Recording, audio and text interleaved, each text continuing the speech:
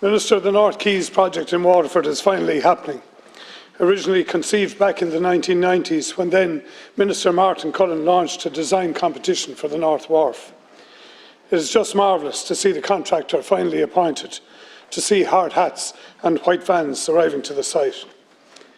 It took a massive and a sustained effort to bring this project to fruition. That effort included your predecessors, Minister Martin Cullen and Minister Paddy Coffey, and the steadfast stewardship of Waterford Council and its CEO, Michael Walsh.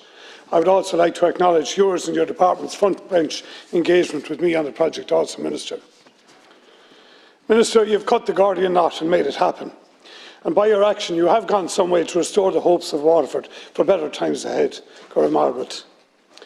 I also look forward to the opening of the new Irish Wake Museum in the heart of Waterford's Viking Triangle, and again acknowledge the support of your department to Waterford and to me in the delivery of this further outstanding historical project to the city's impressive tourism offering.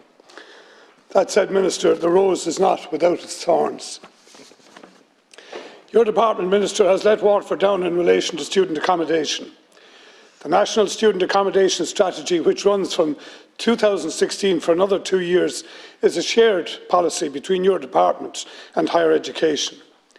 Remarkably, despite all the big talk about expanding Waterford's university, big on-action talk that was in the last 3 programmes for government, your plan provides for no additional student accommodation in Waterford.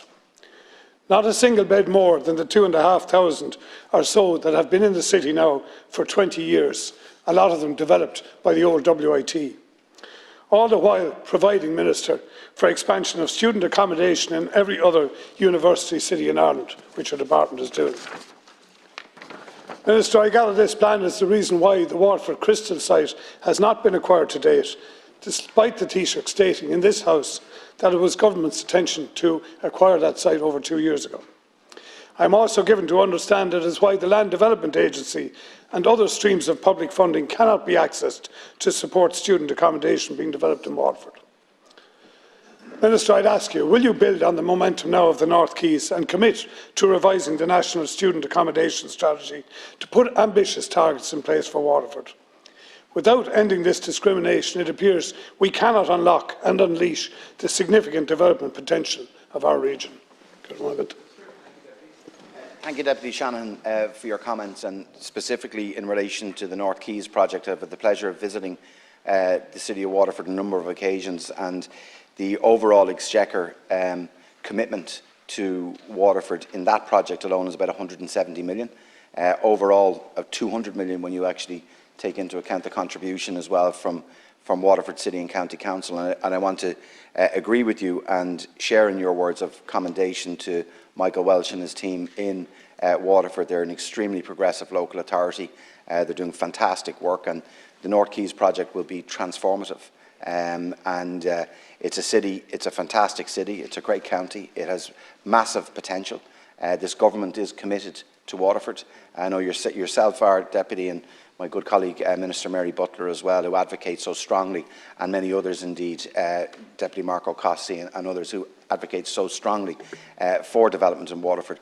And seeing the North Quays, the contracts being signed, contractors in place, I intend to visit on the 6th of March. We'll be down there to see the work in progress, and that will unlock so much within the city and also be able to provide more homes in that area. Also, in relation to student accommodation, could I say, as you will know, that Minister Harris in November received government approval and support on outline proposals to increase the supply of student accommodation. Waterford will not be left out. Minister Harris just last week met the chair of the South East Technical University to discuss their plans to develop additional accommodation. Those discussions are ongoing. They're the only TU in the country that have student accommodation, and they need more. In relation to the expansion of the campus, that is something that is still a government commitment. I can tell you discussions are still ongoing in relation to a number of options, but specifically the Waterford Crystal site as well. And that's something that Minister Harris is working on with government and with government colleagues. The provision of student accommodation is so important right across the country. Many students are actually renting homes. They'd rather be on campus in affordable student accommodation. Those homes as well will be freed up when we provide more student accommodation. I have to say, I want to commend Minister Harris for the work that he's done in that space, and we've already been able to activate a number of pause planning permissions for student accommodation because of the initiatives brought forward by this government to provide hundreds more this year student beds on campus at an affordable price as well. And we want to do thousands more, because for students themselves, for their own education, for their own experience in third level and indeed in fourth level, many of whom do wish to live on or close to campus in purpose-built student accommodation, and we're committed to doing that. We're the first government who brought forward a specific plan in that space. I will relay the points that you've made directly to Minister Harris too, but the plans for expansion of the university campus are still in train and are still being worked on. Deputy Shanahan. Thanks, Count Corda. Minister, yeah, it is great to hear that all great things are going to be done, but I have raised a number of times the issue and the situation about borrowing in the National Student Accommodation Strategy. And despite WIT and now SETU having a track record, the only one in the country has set into use for delivering student accommodation, they have been roundly hobbled by your department's national strategy. So much so, in fact, that funders concede that the student accommodation in Waterford has zero government support at this point. How can we build a functioning university in the South East if we cannot accommodate our students, Minister?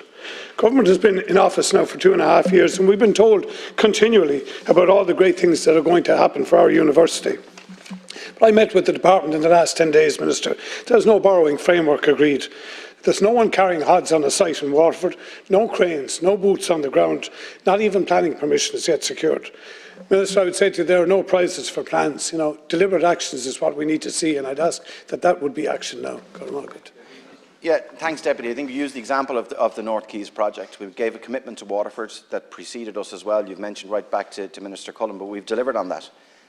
The most significant investment in the regions through the Urban Regeneration and Development Fund. So I think people can see the colour of our money in that space, and that we make good on our commitments. As I said, Minister Harris has met the chair of the university just last week.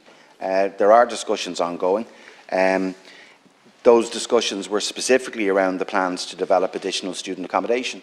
This government as well, in our programme for government, but also in Housing for All, made a commitment to allow the technical universities to borrow, and we're doing that, and the borrowing frameworks are being put in place. That's a big, big change.